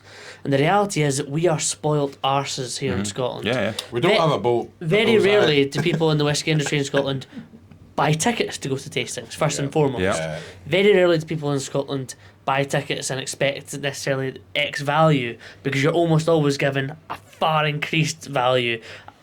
All the tastings that certainly I would imagine Moa, Cam and myself have been to in the industry, you can't believe some of the stuff that they're pouring for what would be a standard tasting or an industry tasting. And so it is hard when you're putting on a tasting from your point of view, I guess. But you've done your first tasting this year when you were working with a brand. Yeah. And doing it independently. And keep in mind, if we do something at Christmas, you'll get the Rolls Royce of whiskey tastings helping you out, and that's me. and it's going to...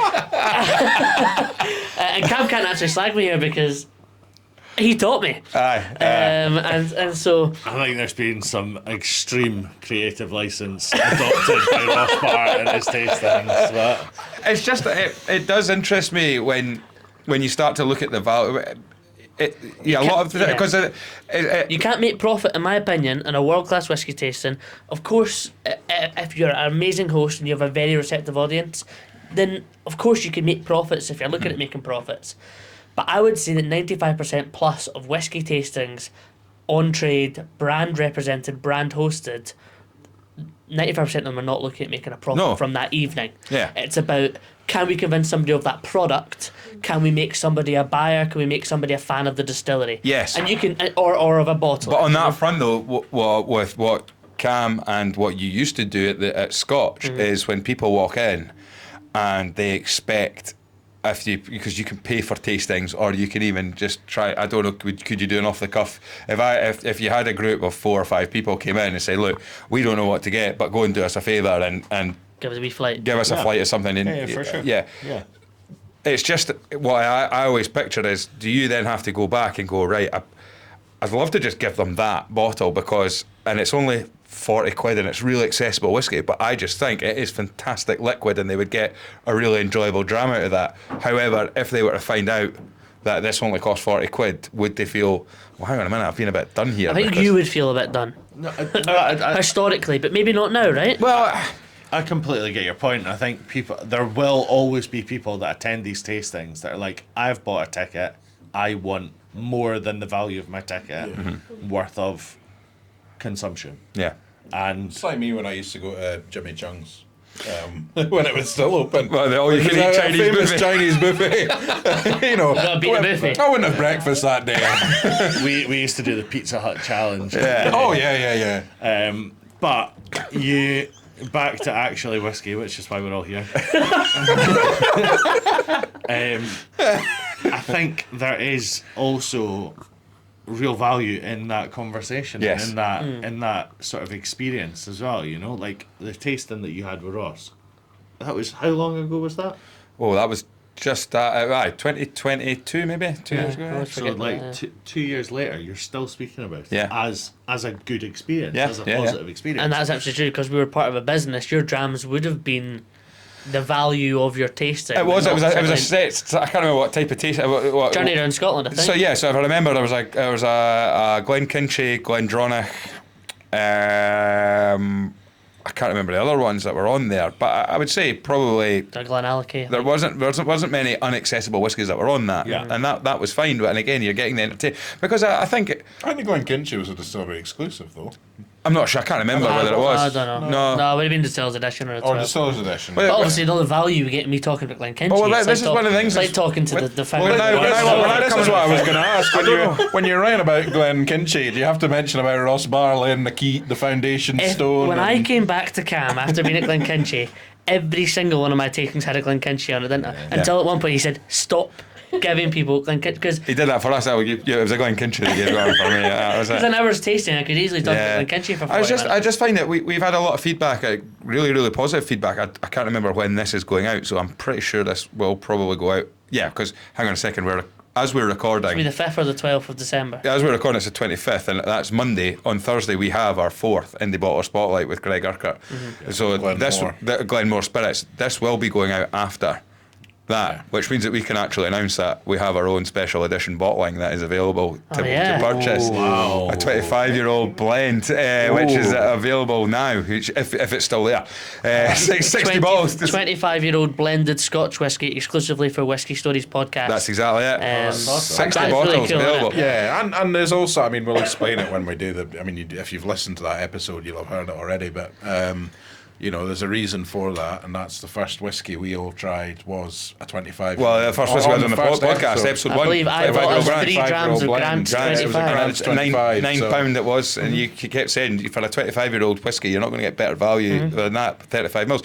It's just with the feedback that we get, and something different, because we've done something that is slightly different to the format of a whiskey tasting, where it's a Q&A format rather than having somebody standing and just telling. And I'd imagine that for guys like yourselves who've done a lot of whiskey tastings, you'll have a set script as such. You'll know, as we've said, the more confident you become with a type of dram, the more likely you'll have that in your tastings, and you'll know what you can say about it. And you'll have a little set for that. I think you almost do at the start, and then as you're hosting tastings, for me certainly, and I'm sure for Ross and Moa as well, it becomes just a conversation. Yes. And you go into the history of the brand a little bit, maybe a little bit about the distillery, but it does absolutely become a conversation. The more questions somebody asks, the better. They're the best tastings. Yeah. They're the ones that are engaging. They're the ones that you come away from and you're Yeah. like, I enjoyed that Yeah. as well as the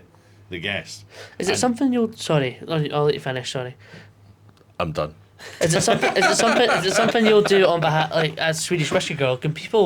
Will you go and host tastings for people? Is that something you're looking at doing? Will you do your own events and stuff as well this year? Yeah, I think so. I think before COVID, I just set up doing independent tastings around Edinburgh for people that just want to have like an introduction to whiskey, or they want a specific theme, or like anyone can inquire and we can sort it out.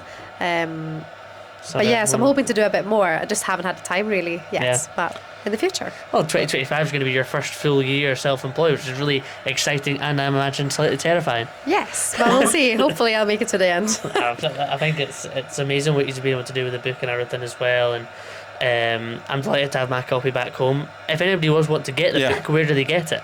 So there's like in toppings here in Edinburgh, but Amazon kind of internationally as well. Waterstones. Like I've seen on your story, Cam, that it's already made it stateside. It's already some of the customers from Scotch, right?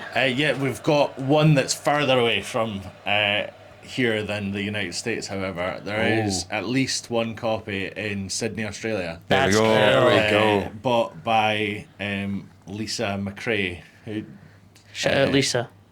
Shout out Lisa, yeah. She's married to a gentleman called James. Wee James, he used to be called. Still is Wee James, but he's over there now. He used to be the William Grant and Sons rep for Edinburgh. That's really cool. Fantastic. And he moved over, emigrated to Australia And with then his Australian wife. And the people that do have it in the States that I've seen on your stories, are they customers, or are they just people that... One of them was a guy called Tommy who used to work for the Glenrothes in Edrington across in the States. I met him in the bar. He bought a copy. I mean, how cool is that? Yeah. For both of you. Yeah. You've launched your first book, maybe first of many, but certainly it's your first... Fingers crossed. Certainly it's your first book, and you're immediately seeing that people globally have something that you've made. Yeah. It must be so satisfying. I'm assuming Cam and maybe Moa, had you had any published stuff before? Were you a published author beforehand? No, not me. And so there, Cam as well. Not written any books under a separate name. Disciplinaries is all Cameron's wrote. But that's it. You are published authors. Yeah. Which must feel really, really cool. It's a They massive always say achievement. about seeing your name in print and things like that. So being in there, that it's there forever now. It's written down. Yeah. I've definitely had a cry about it because I basically grew up in a library. Like I was Really? such a little book nerd. Like I could carry, I think instead of going to the gym, I just went to the library and carried as many books as I can because my mum always said you can bring books home, but you have to be able to carry them in and out. And when you just think about yourself being like, Absolutely. yes, look at these boys. But yeah, I think just thinking that there might be someone, like an 11-year-old that was just like me, who could go into a library. I really hope they don't read a book about whiskey. But like, it's just there. It exists. Yeah. We get them reading about it first. Yeah. Knowledge is power, right? And it is fantastic, and I hope if anyone who is listening to this, get yourselves a copy of it. You've heard about it. We've heard. This is your third appearance on the Whiskey Stories podcast, I believe. Yeah. And see, we've heard from Cam plenty of my wedding episode. Plenty of times. So now the guy's got a book. Moa as well. If you follow Moa, you've heard what Moa's all about on the podcast. If you don't follow Moa, you need to follow Moa. Yeah, absolutely. So we are at that stage of the evening. I've got one last question Okay. just before we get to the stories. Cameron, do you listen to the podcast? I do, yeah, every week. So you've had Chuck, Fraser, myself, Eduardo, Tam, all people that have worked under you. Yeah. Who's got the best episode? Who's got the worst episode? Oh, that is brutal. Start with the worst. Because you've been mentioned in quite a few of the podcasts now. There's no such thing as a bad episode. Only some episodes are better than others. Yeah. And what you're saying like is, whiskey, Fraser Soon's episode could have been, It was a terrible episode. Fraser's episode could have been improved on. Could have been aged a bit longer. I actually see when I heard that he was coming on the podcast, because Fraser, working in the Balmoral, you need to always be conscious that you're kind of representing the bar at all times. And Fraser didn't tell me that he was coming on, and I heard that he had been on, and I was like, shit. I'll stop you there. Right? Angus, you and I were at school together. Yes. I think it was teacher, was it Mr. Chalmers, Cheesy Chalmers? Cheesy Chalmers, yes. Drove a Nissan Sunny. Pre-wrote for the whole class. No, we weren't exactly a well-behaved class, in particular, as a collective. So he pre-wrote detention slips for every single person in the class. And he said, "All I have to do is sign and date it, and that's it. You're in detention." So did you? Shout out to Cheesy Chalmers. Cheesy, God knows if he's still going or not. I wonder if he is still going. But did you have to, when you heard Fraser's come swanning into the bar And I was in this Tam the warehouse. I was on the Whiskey rubbish. Stories podcast. Have you got the have you got the written warning pre-written for him? No, listen, I'm all for my colleagues being their own personalities. It wasn't necessarily me that I was worried about. Yes, that's true. If Yeah. I'm honest, we've got a very, very strict sort of code of conduct, if you will, from a PR and marketing point of view. But I actually thought he represented the bar brilliantly. Fantastic, I thought he was really, really eloquent. And you can see how enthusiastic he is for the role as well. His stories were super, super engaging. But it's something that has been really consistent throughout those podcasts. Is everybody enjoyed working there? Yeah. And so what's the best one? You must have enjoyed Chuck, because you and Chuck butted heads when he's worked together, but now we're best of pals. And Chuck was an idiot when he worked for me. I really admit that. Like, Chuck was going through a really, really difficult part of his life where he just hated waking up in the morning. I think you could argue that we were all idiots who worked together at some point. Yeah, that's maybe fair. No, like, listen, I loved working with Chuck. I thought his episode was really great. I think his travels were amazing as well. I thought Tam's episode was great because he just battered you for an hour, didn't he? He did. He literally. He was wait. Actually, the fact that like the wedding episode, we know what Mark Thompson embellished, but actually the roast of Ross Bar was the Tam Cuthbert episode. It was all just about how short I am and how he would make me pick up the tallest bottles. Yeah. I think you need to get Scott Sunis on. Yeah. And he's itching to come on as well. Because he was listening to the podcast when he was travelling through California and everything. We need Curtis as well. He's not been on either. And then we've completed the Scotch bar, and hopefully then we can get some sponsorship as well.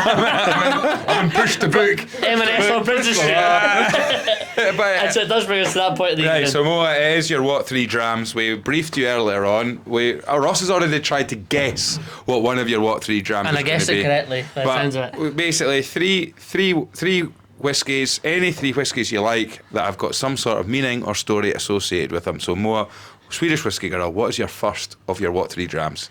Well, I was gonna do Ardbeg 10, but since we've already spoken about it, I'll do Glencairn 15. Just to wind Ross up. I mean, it is my wedding anniversary after all, and it is a whiskey I've really liked for a long time. So I used to work at the Scotch Whisky Experience. Another one from the Scotch Whisky Experience alumni there. Exactly. Fantastic. Halifax Youth Academy. Yes. Oh, he was my manager, so he taught me everything he knew. But we had worked a really long shift, and it was in August during the Fringe. Had told a lot of people we're sold out, and they basically told me that I was an idiot for selling out. So it was a lovely day of dealing with people, and it was one of those days, like towards the end of the month, and I think our manager could just tell that no one had life behind their eyes anymore. So at the end of the shift, we were working the late shift.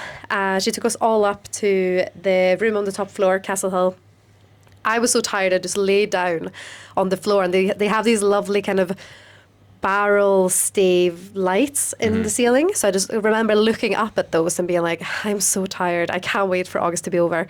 And she poured us all a little dram just to say, we see how hard you're working. You're doing great. Try this whiskey. And I was like, this is lovely. I was just out of my sherry cask loving era and back into bourbon.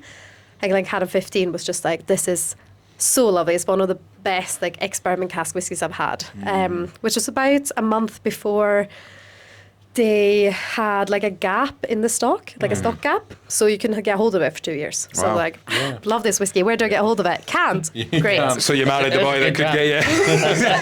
Exactly. Is that an agenda? Was that, but now, from timeline point of view, was that before or after that you'd met Cody then? So I met him before that. So he started working at Scottish Whisky Experience, and when I was about to move back home to Sweden, when I graduated about maybe 8 months later, we knew they didn't have any Nordic-speaking tour guides. So I was like, I'll just go for a job here, which, looking back on it, was insane. I went for a job where my partner worked. Yeah. But it all worked out, and we ended up on like the same shift and stuff. So Brilliant. yeah, it was And nice. it's my stock question to anyone that's worked at the Scotch Malt Whisky Experience, but do you miss the barrel ride, or are you glad it's gone? I don't personally, but it was nice when you was quiet and you could just sneak in and sit there, and you knew you had 2 minutes to yourself and no one could get you. Graham, do you ever think you'll be at your sherry cask I'm phase? out of that now, mate. He's in his peated. I've actually done that. I've gone all the way around and I'm back at it again. Oh, you're back. And do you know what? You've been pretending to like peated whiskey for a few months now. I am almost convinced. Honestly, it's over the weekend in the house poured myself, I think, 2 drams over the weekend in the house. Ardbeg Anno and Port Charlotte heavy That's peated. so try. And just That's so try. just Aye, what you do with them? Clean the bath. No. just for the record, because we're all about. I'm in my sort of medium peated sherry era. Well, when Just because it's seasonal, I think. But you've always been fairly open-minded, Angus. I'm going to give you that. I know, but that's well, it was Cody's episode. He Cody talked us through the journey, the whiskey the whiskey drinker's journey in that episode. It was fascinating, and at the time we listened to it. I think that was maybe episode 5 or 6. I can't remember what episode number it was. And we are listening to Cody talking and explaining this sort of, you start here, you get, and it's funny how you find yourself going round that. Yeah. That wee cycle that you go A lot round. of people do, yeah. Yeah. But it's one of these things. Sometimes you just try a whiskey and suddenly you're like, wow, I need to just try lots of things like I have this. to say the Kilhoman episode Yeah. that we recorded, it really opened my eyes. Kilhoman was absolutely fantastic, genuinely. Yeah. Really enjoyed it. It was great. Right, Moa, Get yourself the M&S, Graham. Dram. I've just got my mind. I'll just get that home. Dram number 2, then, please, Moa. So dram number 2 is discontinued, but it's Glenmorangie Cellar 13, and it's not necessarily because the whiskey is great. It's lovely, but it's, for me, the whiskey itself is not really anything that I'm like, wow, it's one of the best drams I've had, but it's because the story related to it. So when I was growing up, my mum worked for like a small animal clinic, and her boss owned the estate that they had the clinic on. And her husband is like the nicest man I've ever met. Super lovely, always took us out to see the calves, and just a genuinely lovely man. But he hated whiskey. But he was one of those guys that if you were supposed to draw the kind of typical whiskey drinker, he would probably be up there. But people Did he have kept German giving. pointers as well? No, he had Labradors. I can't wait for Mark to hear that. He'll love it. But he hated whiskey, but because he was like one of those people that people just assumed liked whiskey, got a lot of whiskey from his friends. So he used to just give it to my dad because my Right. dad loves whiskey. So unfortunately, Peter, this lovely, loving man, passed away in cancer. But one of the bottles he'd given my dad was a Cellar 13, but it was running out. And because it was discontinued, couldn't find it. But I found it on auction. Wow. And then I brought home a bottle from my dad so he can enjoy the bottle. And we can save the little dram at the end for the angels, for Peter. Yeah. Which I just think is really lovely way to like keep his memory alive. Because 100%. just have a dram of that every time I'm home. Just say like, cheers to Peter. No, he Absolutely. would have hated this whiskey, but we will remember him. 'Cause So. you never really die until the last time somebody thinks about you or speaks about you. And so you've got this bottle of whiskey that every time you think of it, even if he wasn't a big whiskey lover, you'll think back Yeah. on him and the person that he was, and that's Lovely. really a great nice. story. And I also think that's the first. Graham just raids the cupboards of his dead relatives. I've got loads of whiskey. I've got from them. I still remember that. I always remember that. I've got some crackers actually. I need to put in, but I think that might be the first Glenmorangie we've had as a 3 drams. Which is a surprise, I Which guess. is a surprise. I think that is, yeah. because it's been mentioned plenty. Yeah. From the wee old boy in the pub that you're from. Aye, we well, always have Glenmorangie. Glenmorangie. That would be all three of us, what, 3 drams? You said he was like the authority on whiskey. Aye, Uncle Malcolm, aye. Aye. So that- won't be raiding his shelves, it'll just be stockpiled Glenmorangie 10 because he thinks because it's been discontinued, he's going to make himself a millionaire by buying every bottle out of Tesco. But that's a lovely story. I'm still not tried the 12-year-old, the original, the new Glenmorangie one, 12 yeah. original. It's my dad's favourite distillery, so that's Yeah. quite nice as Glenmorangie. well. It's There you go. Glenmorangie and Lagavulin. Yeah. He loves them. Rob, my dad always loved it. Yeah. Right, dram number 3, So dram number 3 is a Swedish whiskey, if that's okay. of course. It's As long as I can called- spell it. I'll spell it out. So it's called Moment and then Eva, which is EVFA, I believe. But it's named after a jewellery designer, Eva Attling, who's Swedish. And Macmillan they have like the lower kind of core range ones that are a little bit more affordable, and then they used to do slightly higher range ones, and this was one of them. And the first time I tried it was being poured at Scottish Whisky Experience because we had something called a blenders night when blenders came in and all the staff just got to basically try whatever they brought. So I got to meet Angela Dorazio, who were their master blender at the time. And she poured me this, and at the end of the night she's like, "You, the Swedish girl, here, take what's ever left in the bottle." And I was like, "Oh, that's really sweet." And then managed to source another bottle later as well. But it's matured in like a combination of casks, but some of them been saturated with birch sap wine casks or been used in that maturation lineup. And it's just a lovely whiskey. It's really nice, it's really fruity, and the bottle I had at home, I hadn't opened it, but I decided to feature it at our wedding. So 4 whiskies. And that was one of them. I think it was the only Swedish one. And at the end of the ceremony, we were drinking from a quaich. And Cody's dad came up and poured Glencadam 17. Great To no whiskey. one's surprise. And my dad poured the Macmillan Eva. And then Right. we basically made a little blend of those and had that at the end of the ceremony. What did your, Do you know, I what was did just- your current husband think of the whiskey? He likes it. Yeah. Yeah. I was just about, when you were talking about this, and you were going around, I think, as soon as she finished, I'm gonna pull her up here to go, I honestly thought you were going to pick the whiskey that you had on your wedding anniversary, and then you pulled out the bag with the final of that story. Fantastic. Yeah, I'm a sucker for a story. Brilliant. Well, Cam, I don't know whether we're going to do a 3 dram or whether we can really put you on the spot, and out of 100 whiskies in that book, if you were to go pick what 1 Oh, dram. because it's so fucking Glenfiddich, Graham. You know the answer. Shall we do 3 or 1? I've prepared 3. Right, go 3. Go at 3 drams, Cam. Because we gave Chuck 1 bonus dram, but we're giving Cam 3 because he's bigger than all Well, of us. he's our boss, aye. Right, so this is what 3. I've read a book, mate. Yeah, fair enough. Is this fair what enough. 3 drams from the book? Yes, so, Right, yeah. fantastic. So I've already done my what are 3 drams, sort of lifetime, if you will. So these are what are 3 drams from Scotch, the Balmoral's Guide to Scottish Whisky. Fantastic. All right. Okay. So we're going straight in with an absolute cracker, which sits very proudly on the shelves of Scotch.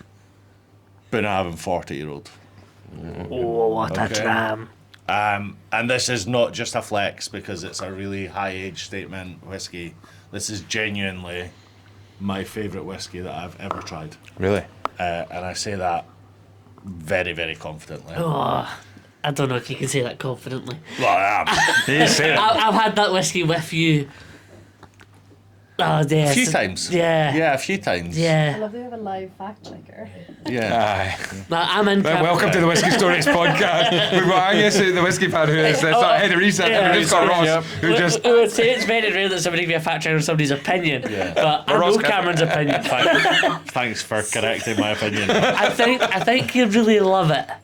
No, I think it's my favourite whiskey I've ever tried. Yeah. Which is why And what's the story? I've said it. So we were kind of humming and hawing about getting it in because it was high age statement Isla, but not Isla as most people know it because it's from a distillery that predominantly is famous for unpeated whiskey. So I was very fortunate to have a little try before you buy in the bar, and before we did commit to it, and little sort of 20 millilitres got poured into a glass. I tasted it, and it I don't say this lightly, where it was a whiskey that made me like sit up and take note of what I was Right. drinking. Yeah, lying down at the time. Just like it was. I love that for you, I guess. I was going to say stand up, but yeah, I didn't actually stand up. Yeah, thanks, Angus. Sorry. You lying down at the time. Wait, you're only getting one. Here's the thing about that dram. I thought the story you were going to tell is a story that I'm He's now gonna already get you picked to your tell. watery drums I for you actually now. have. Well, now that you mentioned, do you The remember? story that Here's a has to question. involve Ross drinking it on a train as we were going down to Newcastle So to tell us celebrate our that friend's exactly. Tell us that story. So yeah, that was the first time I tried it, and it was delicious. And the thing about Bunnahabhain is it's usually exceptionally well aged it works exceptionally well in sherry casks. That one is 100% bourbon cask, Right. but it's Alright. like knackered wood. It's like distilled at the very start of the 1980s. Whiskey was on its knees. People weren't investing in wood, so it was put into whatever it Yeah. was put into. It was never meant to hit 40 years old, but it's a product of its environment instead of just the cask Yeah. that it's matured in. It's beautiful. Ross's egotistical take on this story, and Yes. it needs a shout out because we've drank this so much together. Yes, please. We were going down to. It was a very late proposition, wasn't it? I was like, "What are you doing on Saturday?" And he was like, "Nothing." I was like, "Right, cool. We're going to Newcastle then." No, I think you were. I was working with you. You said you're off on Saturday. You were doing the rota, and you had and you had said we're off on Saturday, but you're not free. Yeah. Okay. Yeah. It was one of our Scotch Club members, Jason, who you'll have. Oh, I know Yeah, Jason. yeah. Aye, yeah. Jason Brand. Good From guy. Northumberland, is it? Yeah. Yeah. It Great was guy. was it his 50th birthday or was it? I think it was his I 50th think birthday. It was his 50th 50th. birthday, and England were playing Scotland, were Yes, in the Six Ruggers. Nations, yeah. Yeah. So I said to Ross, right, we're going down. So we jumped on the train. I was like, oh, do you fancy a dram? Aye. And proceeded. And I'm like, oh, have you got one with you? That'd be great. I had the best tasting, maybe of my life, on this train from Edinburgh to Newcastle. Just a miniature. It started with a Rosebank miniature. Oh, Yeah. 8-year-old, was it? 8-year-old One of the Rosebank old green stuff, glass, a single cask Glenfiddich, Yeah. I think. Above any 10-year-old Founders Reserve. Yes, yeah, that was a Daft Mill, Daft Milk. which at the time was like Aye. everybody was going crazy about Daft Mill Yeah. at the time. It was a couple of years Yeah. ago, and then he posts it as been having 40, and I go, well, that's obviously not what's in the bottle because that's outrageous. Aye. And It was. I'd had it once before, and it is a really special dram and worth every penny. What would that set you back in the Balmoral? It's £200 a glass now. So it is, yeah, it's a super expensive dram, but it's one of those drams that's more than just the liquid in the glass. Yeah. It's an absolute experience. I've always believed that one sip of whiskey can transport you anywhere Yeah. across Scotland. and that takes me right to the pier at Bunnahabhain, looking over to Jura. Yeah. And It takes me to Berwick upon Tweed on a train. somewhere between North Berwick and Berwick upon Just Tweed. a great time. Brilliant. That's a great just- dram. just Sorry that. for hijacking it. No, it's but all yeah, good, I felt all that. good. I thought that Bunnahabhain 40 is an outrageous dram to mention, but to mention that you drank it on a train together, I think is really. Ross, what do you want his next dram to be? Ross, what's my second? Please choose something you didn't drink with Ross. Yeah, choose something you didn't drink with me. Second up, Talisker 18. Yeah. Talisker 18. Talisker was my first love in whiskey. Still is, has a massive part of my whiskey drinking sort of life, if you will. But specifically, Talisker 18 was one of the first whiskies that I spent any money on, a dram of, like any significant money. Student up in Aberdeen, and there's a very famous whiskey bar up there called The Grill that serves absolutely no grilled food whatsoever. Be lucky if you get a bag of scampi fries in there. But they've got an unbelievable gantry of whiskey, and they had, when I was a student, some whiskies that would now cost you hundreds of pounds a glass for under a tenner a glass. You know? So we were out one night, and I was just getting into my whiskey drinking phase. Thought I was really unique and interesting because I drank whiskey instead of lager, you know. And went into the grill one night. I was like, "Oh, I'll have a Talisker 10." And I said, "No, wait. Have you got the 18?" He said, "Aye, but it's half expensive." I said, "Right, okay. How much is it?" And he was like, £7.10. I was like, "Okay, I'll push the boat out. I'll have one of them." And the step up at the time, and I was so early on, so I knew nothing. Still know nothing in the grand scheme of things. But taking Talisker 10 up to an 18, that evolution that it had was just Really? like, it blew my mind Eureka, that whiskey changed that much in Yeah. sort of 8 years or whatever. Wow.